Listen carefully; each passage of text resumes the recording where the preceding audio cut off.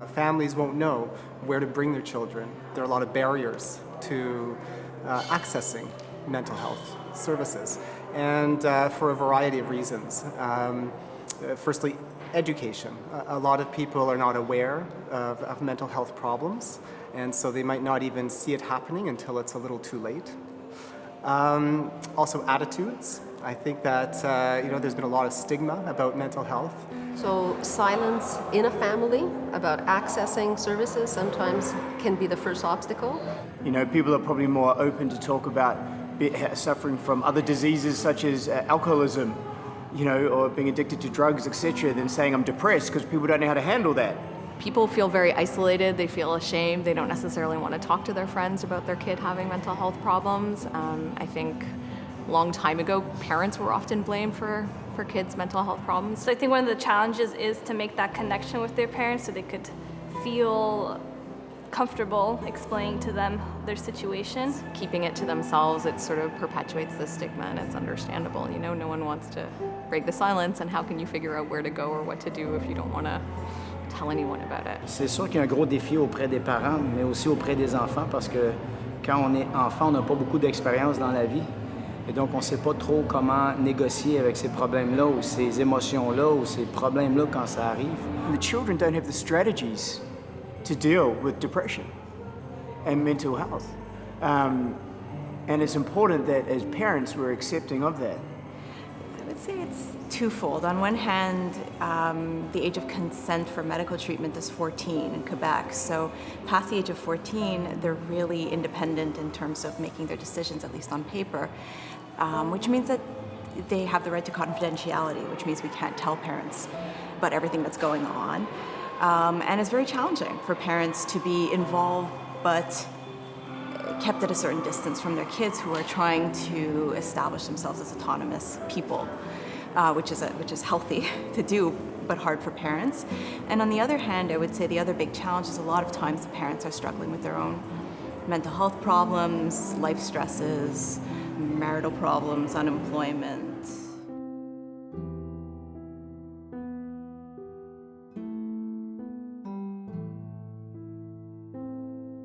So first of all, it's a recognition. Sometimes children's difficulties don't emerge also all at once. Sometimes they emerge in school. So it's very important whether teachers recognize that a child is in distress or that something's not going quite right. Most parents these days in Quebec, 50% of them don't have a pediatrician or a GP. Normally the first place you go to if you have a problem is within your own family, to people who can be supportive to you and help you get into some kind of care or support. But also your doctor or GP is a really valuable ally. And sometimes a school can be a very valuable ally. I think the first place, if their child is still in school, it's to speak to their school counselor. Or even going to the schoolyard and just observing their child at recess or lunch to see what is going on there, because sometimes a child experiences different issues at school that he doesn't come home and talk about. Teachers especially have to have support in the kind of place that they work in for advocacy for which children maybe are falling behind and need testing or...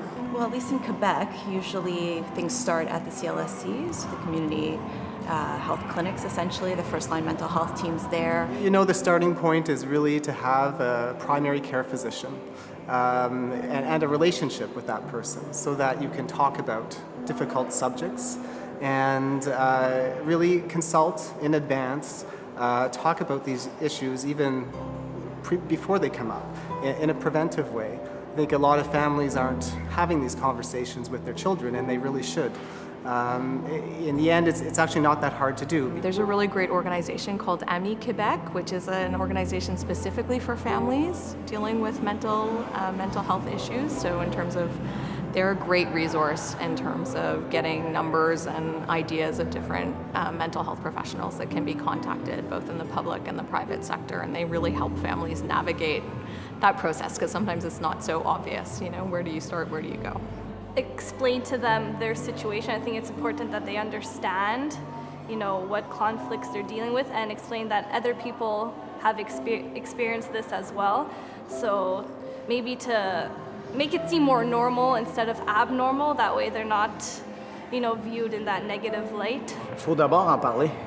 Prime abord, il faut déjà en parler. Et puis, même, je dirais, de rendre ça un peu plus général, puis de commencer nous-mêmes par en parler, même si on n'est pas interpellé dans le sens qu'on ne le vit pas, nous, quotidiennement, de faire en sorte que les gens se sentent à l'aise de nous parler ou de nous en parler. The best thing to do is sort of risk your kid telling you to buzz off and talk to them. Not bringing so much attention to it, because there's so much more to the individual than the ailment itself.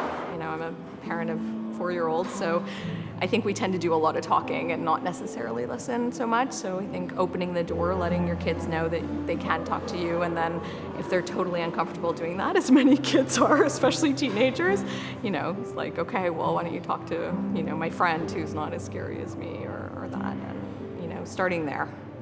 I have a firm belief that we're in the behavioral change business.